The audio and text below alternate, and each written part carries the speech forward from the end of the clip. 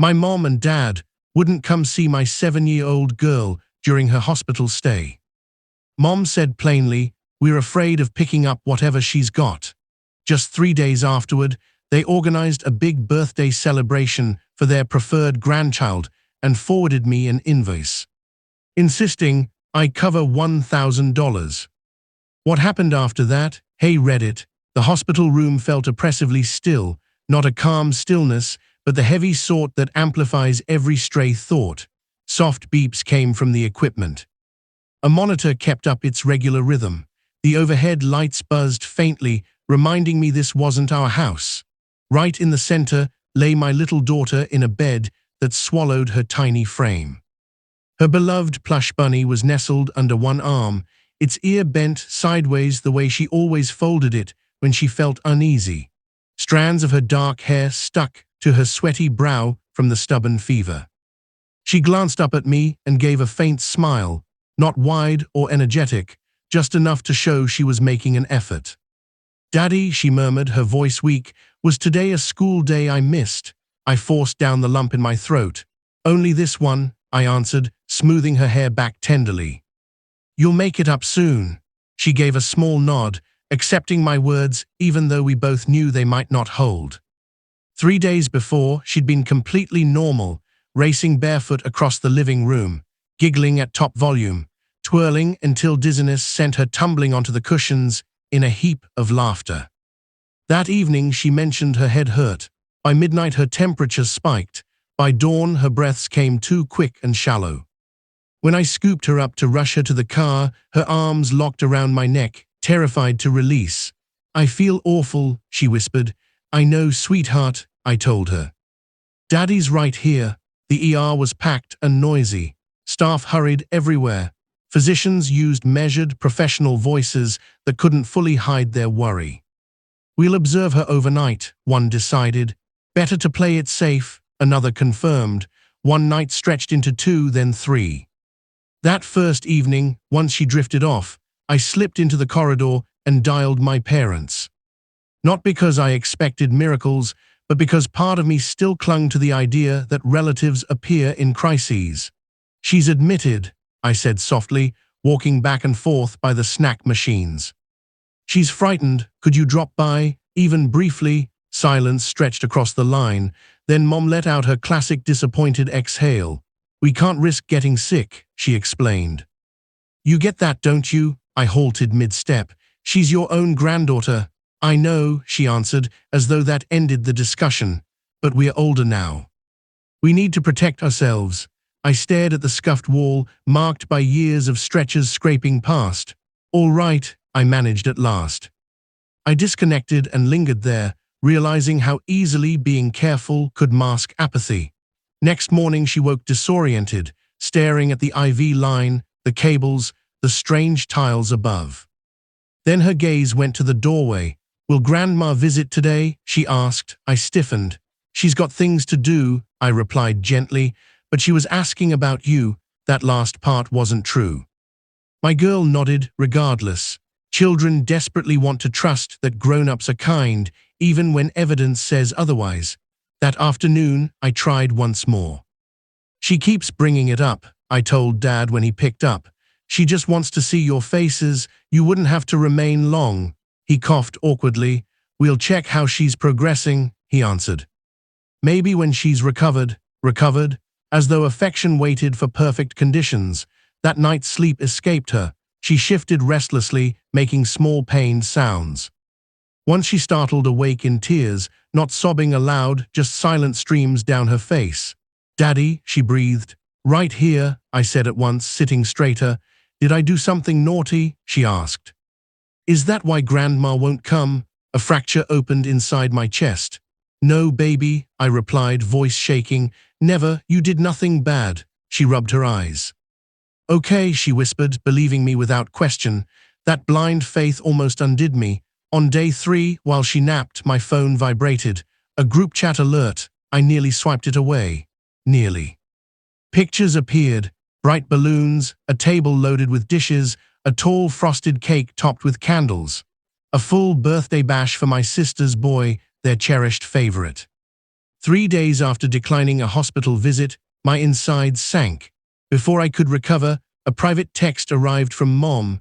Your portion is $1,000. Transfer it today, please. I reread it multiple times. I walked into the corridor, pulse hammering in my ears. I rang her right away. What exactly is this? I asked, voice hushed.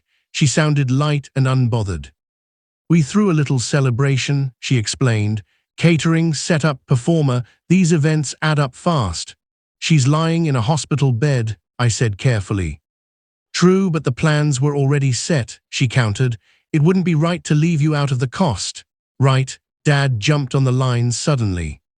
You're making a big deal over nothing, he declared. This has zero to do with her.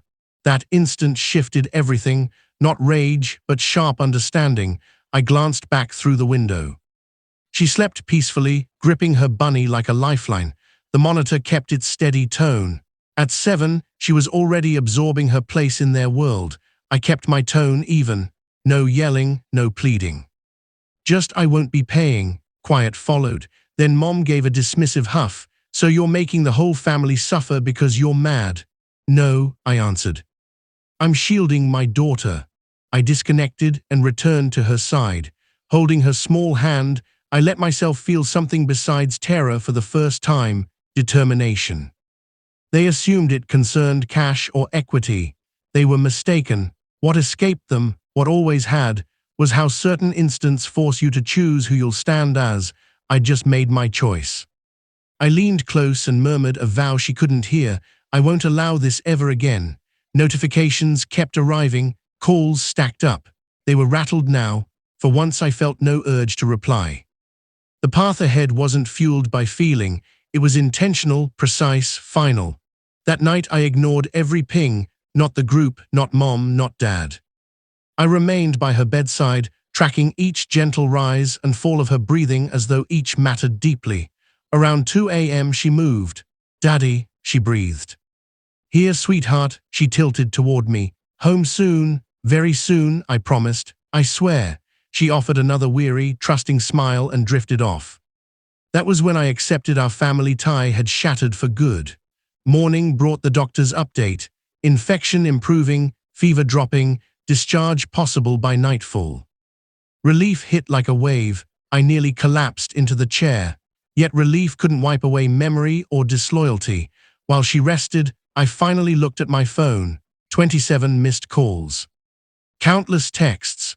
Almost all echoed the same. You're exaggerating. It's only money. You're tearing us apart for no reason. Send what you owe. Not one inquired about her condition. Then a fresh message appeared, not from them, from Grandpa. Heard about the hospital. Where are you located? I paused, then shared the details. He showed up under an hour later. 82, moving deliberately, posture cautious. But entering her room, a spark of protectiveness lit his weary features. He drew a chair close, took her hands softly. My precious one, he said quietly, you gave us quite a fright. Her smile outshone anything from the past days. You came, naturally, he answered. Real family shows up. I caught the pointed stress on real. Once she slept again, he motioned me into the hall, the same spot I'd made those painful calls. I laid out the full story, the visit refusal, the party, the invoice, every remark. He listened without breaking in. When I stopped, he gave a slow nod. Behavior like that has gone on for years, he said. You simply refused to acknowledge it. I swallowed hard. I wanted her to know her grandparents. His hand rested on my shoulder. You kept her safe. That's worth far more. Discharge came that evening. As I secured her car seat, my phone rang. Mom, she's released, she stated, no question in it. Yes, perfect. Bring her for dinner tomorrow. No, silence. Excuse me, I mean we're stepping back for now. She gave a brittle laugh. That's absurd. I'm not joking. Dad snatched the phone. You're blowing this way out of proportion. The family doesn't center on your kid. I shut my eyes. Actually, mine does. I ended it. 2 days on, Grandpa phoned. Come by, all of you. We arrived. Their vehicles sat outside already. My gut twisted. The living room crackled with strain. Sister perched rigidly. Parents looked elsewhere. Grandpa stood tall at the center. This isn't up for debate, he announced. It's accountability time. He fixed his gaze on my parents. You wouldn't step foot in the hospital for your granddaughter, he stated evenly, yet days later you threw a celebration. Mom started to speak. He lifted a palm. You billed her father while she fought illness, he went on, and called it justice. Dad fidgeted. You played favorites openly, Grandpa continued. No more hiding it. The room went mute. Sister snorted. This is getting ridiculous. Grandpa turned to her. You absorbed this pattern, he said, and you handed it down. She fell silent. Then he did the unexpected, retrieved a folder from the table.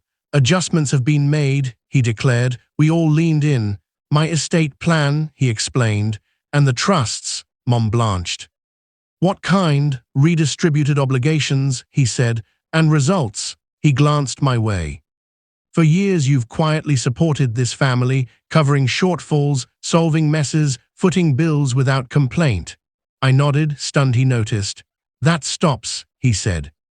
Not from inability, but because it's unjust. To my parents, my financial backing to you ends. Funds once directed your way now redirect. Where? Dad demanded, voice strained. To the grandchild you overlooked, Grandpa answered. Her, Mom rose, trembling. You have no right. It's done, he replied steadily. Sister started sobbing. This isn't equitable. He looked straight at her. Neither was the lesson in affection you gave your kids. We departed that night without drama, no raised voices, no ultimatums, no regrets. Only space. Months rolled by. We gradually withdrew, skipped events, ignored blame-laden texts, ceased justifications, and something shifted unexpectedly. My daughter transformed. No more questions about Grandma's silence. No more watching the street on special days. No more self-blame. One night, while we mixed cookie dough, she glanced up. It's fine if they don't care for me, Daddy. My chest tightened. What makes you say so? She shrugged simply. You care, that's enough. I had to leave the kitchen to collect myself. Weeks later, my sister appeared without warning. She seemed diminished, worn. I never truly saw, she said softly, not till the support vanished. I stayed quiet. I didn't grasp, she went on, eyes glistening. She asked about her cousin, and I had no answer. I nodded. Now you understand. She walked away without pressing further.